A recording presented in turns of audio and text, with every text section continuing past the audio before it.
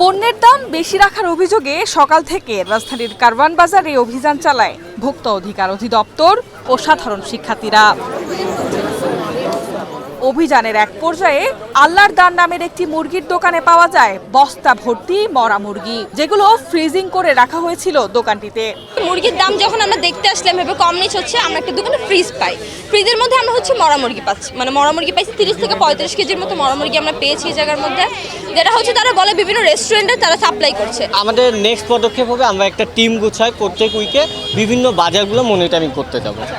শুরুতে মরা মুরগি বিক্রির বিষয়টি অস্বীকার করলেও শিক্ষার্থীদের জেরার মুখে দোকানি স্বীকার করে এসব মুরগি বিভিন্ন রেস্টুরেন্ট ও হোটেলের কাছে বিক্রি করেন তারা।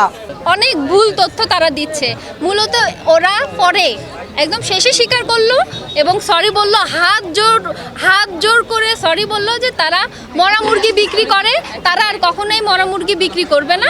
আমাদের এখানে হোটেল থেকে বিভিন্ন মুরগি মনে করেন ফেরত আসে, আমরা রাখছি। এখন স্যারেরা যেটা বলছে এটা সত্য, আমরা এটাই রাইট।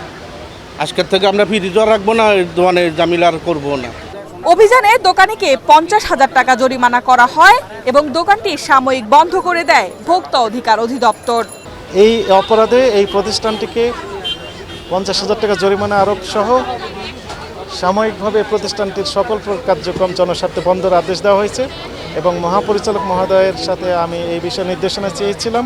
স্যার নির্দেশনা দিয়েছেন যে আইনের সর্বোচ্চ প্রয়োগ, অর্থাৎ আমরা এখন তেজগাঁও থানা পুলিশকে জানিয়েছি, তারা আসতেছেন, তাদের কাছে আমরা সোপর্দ করব। শিক্ষার্থীরা জানায় অসাধু ব্যবসায়ীদের মুখোশ খুলতে তাদের এই অভিযান চলমান থাকবে। এই যে মিতু, এশিয়ান টেলিভিশন, ঢাকা।